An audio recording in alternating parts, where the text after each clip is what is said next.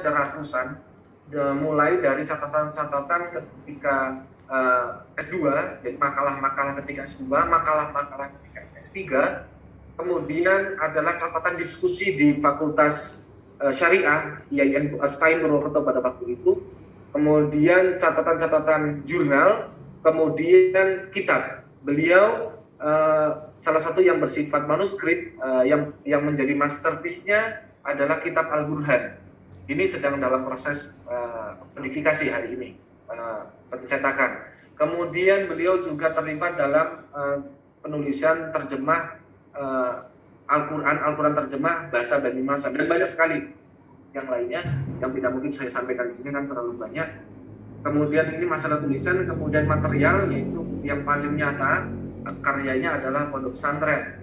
Selain material adalah bagaimanapun beliau mewarnai perjalanan IAIN Purwokerto itu sendiri, sejarah IAIN Purwokerto itu sendiri.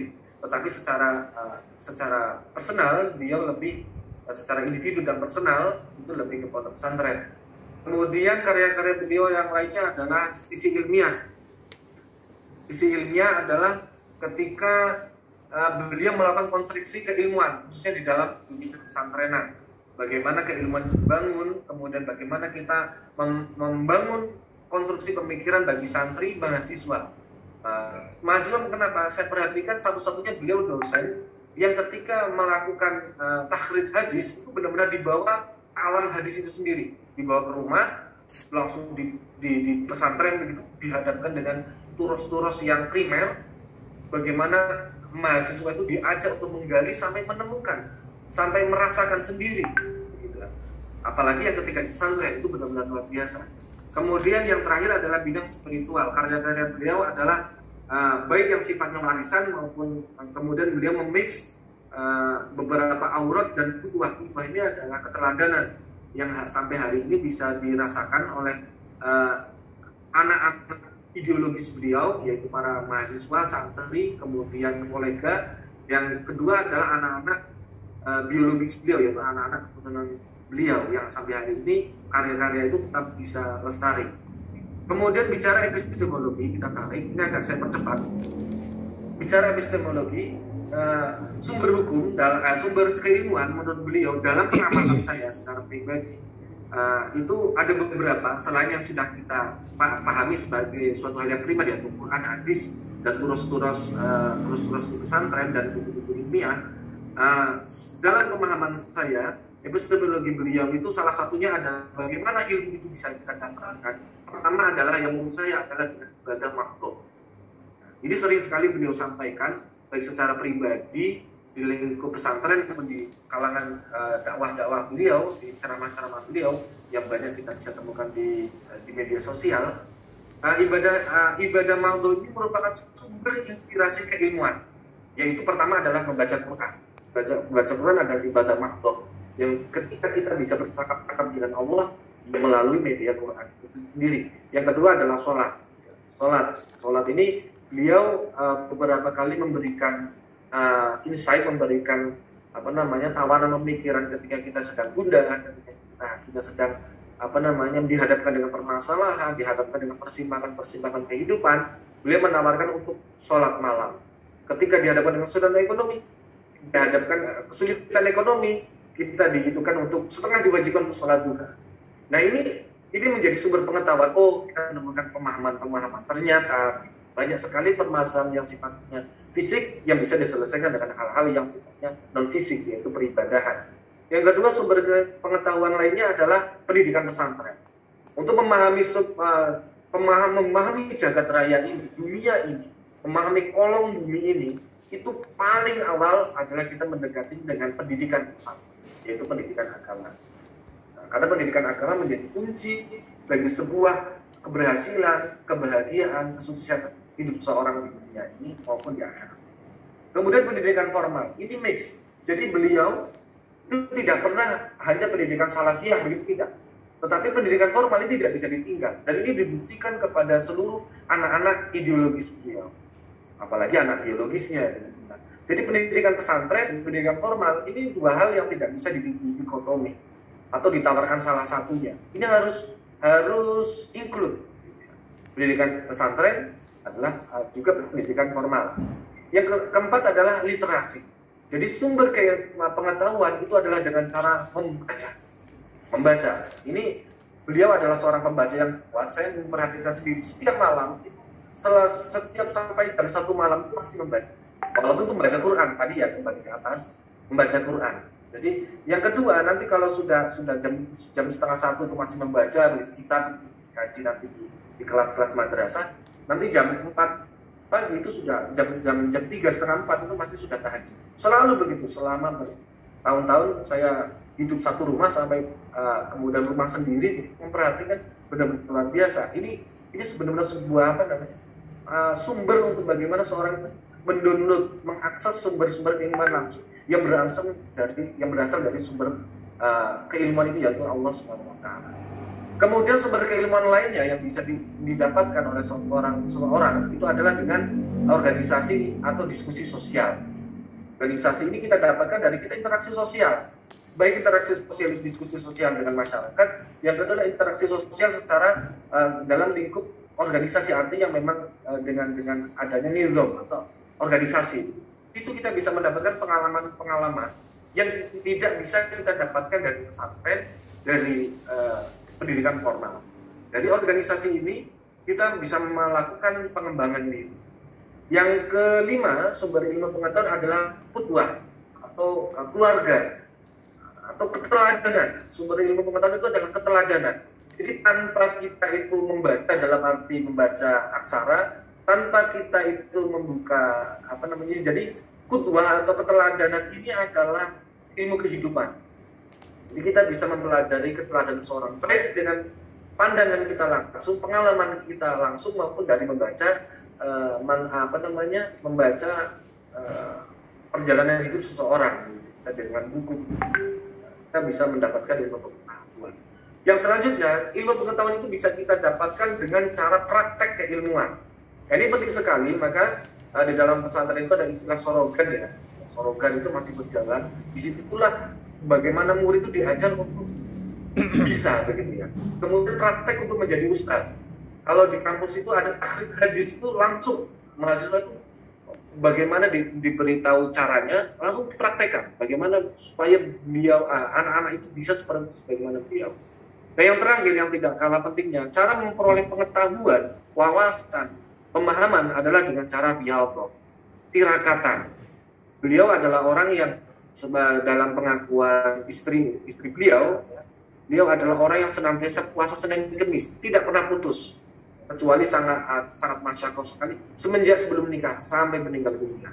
Nah, itu selalu riyadhah itu selalu. Riyadhah itu ya tirakatan. Kemudian metodologi, kalau tadi itu adalah epistemologi, bagaimana cara beliau memperoleh keilmuan, memahami keilmuan. Kemudian metodologi penguasaan keilmuan. Bagaimana sih cara agar orang itu menguasai keilmuan? Saya memetakan, ini saya mengambil pemikiran, memetakan melalui 3 hal. Pertama, kognitif. Jadi dengan cara menghafalkan kaidah atau istidlal. Ketika beliau itu mengajarkan suatu keilmuan, itu murid atau mahasiswa itu pasti dilarang untuk menulis, dilarang untuk mendokumentasikan. Hanya satu hal, melihat. Nah, ketika beliau menulis, semua diajak untuk menulis, tapi ketika beliau sudah meletakkan pena atau spidol begitu ya, semua murid, baik mahasiswa pasti tidak ada dilarang, tidak ada yang boleh menulis, wajib memperhatikan. Ketika beliau menulis, semua menulis, setelah semua menulis, baru ketika menerangkan semua tidak ada yang menulis, wajib memperhatikan. Dan yang ciri yang kedua adalah ketika beliau menghafalkan kaidah ini mulai dengan kaidah fikih maupun hadis bagaimana spesialisasi keilmuan beliau. Yang kedua adalah presisi. Presisi itu persis. Jadi apa yang beliau ajarkan itu wajib persis yang dipahami oleh muridnya. Maka dalam gaya, dalam apa itu rata-rata itu bisa dibayangkan itu seimbang sama murid-muridnya, seimbang. Karena wajib hafal misalnya kaidah misalnya di Alfiyah, kemudian al-Qawaidul Fiqhiyah, itu wajib hafal. Presisi, jadi persis seperti beliau, seperti copy paste. Nah, nanti silakan setelah mereka itu menguasai sebagaimana dikuasai oleh sang guru, baru murid itu boleh mengembangkan dirinya.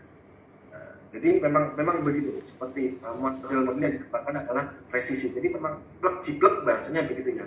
Murid ya guru itu ya seperti itu kepada murid. Yang kedua adalah afektifnya. Afektif ini berkaitan dengan perasaan atau emosinya, ya kan? Jadi kalau saya dalam pemahaman saya, beliau itu secara afektif itu untuk memasukkan alam keilmuan ke dalam kepada muridnya atau orang-orang masyarakat, yaitu dengan cara praktikum, mengajar atau memimpin. Jadi baik di dunia kampus, beliau dalam catatan saya itu mengikuti organisasi, pengalaman organisasinya itu ada 20 organisasi, baik formal non formal, itu saya perhatikan, terutama tapi kebanyakan linear di Nahdlatul Ulama, MUI, kemudian IAIN, itu yang saya perhatikan fokus di situ, NU dan IAIN dan kelembagaan seperti itu ya di Kemenak gitu.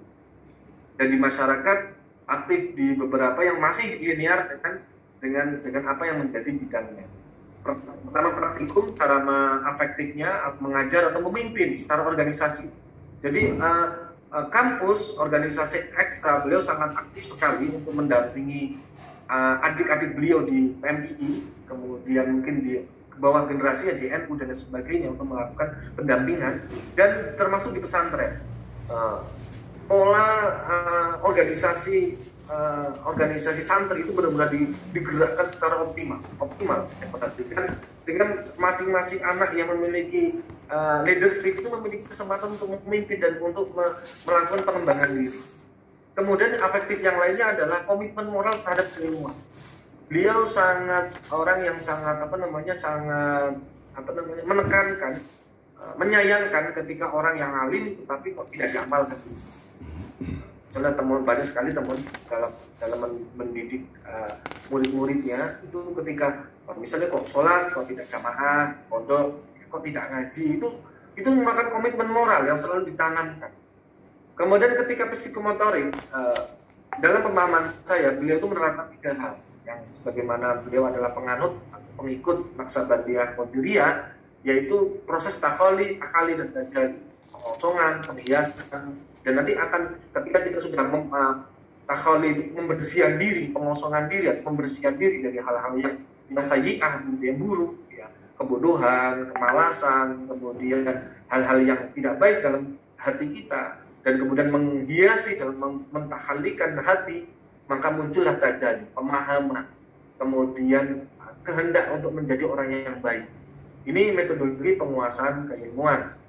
Kemudian arah pengembangan keilmuan pada suatu lingkungan. Dalam hal ini yang pengamatan saya, beliau itu melakukan diversifikasi keilmuan. Ini yang saya pahami, beliau itu ketika menanamkan sebuah keilmuan, beliau itu berangkat dari diri sendiri, memberikan qudwah, kemudian setengah menuntut, dan memang menuntut untuk orang-orang di ring 2, ring 3 dan sebagainya sesuai dengan jangkauan itu untuk melakukan pendalaman keilmuan, tapi sekali lagi dilakukan diversifikasi. Jadi ini yang saya perhatikan, kalau ring kedua berarti anak-anak atau lingkungan keluarga, beliau sangat menekankan pertama tadi wajib mondok, sekolah silakan sesuai dengan minatnya, mondok wajib. Mondok kalau sekolah itu wajibnya ilmu formal, itu wajib berbeda setiap wajib berbeda. Dan itu sangat ditanamkan ke anak cucu dan ditanamkan ke murid-murid, santri-santrinya dan masyarakat. Jadi kalau kamu punya anak 5, kalau bisa 5-5-nya ini beda keilmuan secara formal. Kalau secara informal berarti pesantrenan, itu ya otomatis dia itu lebih melakukan pengajaran pada bidang ilmu alat. Ya, ilmu alat itu sangat didalami sekali. Jadi sangat luar biasa sekali kalau untuk ilmu alat, karena itu adalah kunci untuk membuka tadi itu literasi tadi. Nah, diversifikasi ini penting. Beliau pernah menyampaikan bahwasanya ini akan tidak terjadi pergesekan ketika di suatu lingkungan pesantren misalnya, ya, ini untuk arah ilmuwan khususnya lingkungan pesantren. Kalau bisa putra putri pengasuh itu jangan sampai keilmuannya itu sama. Ini belajar dari banyak pengalaman gitu ya, agar tidak terjadi tidak terjadi perpecahan karena merasa sama-sama mumpuni dalam keilmuan yang sama. Jadi diversifikasi keilmuan ini benar-benar dilakukan semenjak awal. Dan secara alamiah ini diikuti oleh ring 2-nya, ring 2, ring 3 bentuknya. Ring 1 misalnya keluarga ya satu inti dan satu keluar inti, anak mantunya itu mengikuti itu. Jadi dan kemudian yang level berikutnya adalah keseimbangan orientasi keilmuan. Jadi keseimbangan orientasi keilmuan adalah ketika mencapai dunia, yaitu ngaji dan belajar. Mencapai dunia ini kan dengan cara ngaji dan belajar. alatnya, keilmuannya. Kemudian untuk mencapai akhirat, jadi antara dunia dan akhirat ini seimbang. Jadi jangan sampai seorang muslim itu hanya mencari akhirat mengabaikan dunia, atau hanya mencari dunia mengabaikan akhirat. Nah, di dalam mencapai dunia kuncinya adalah ngaji dan belajar, kuncinya.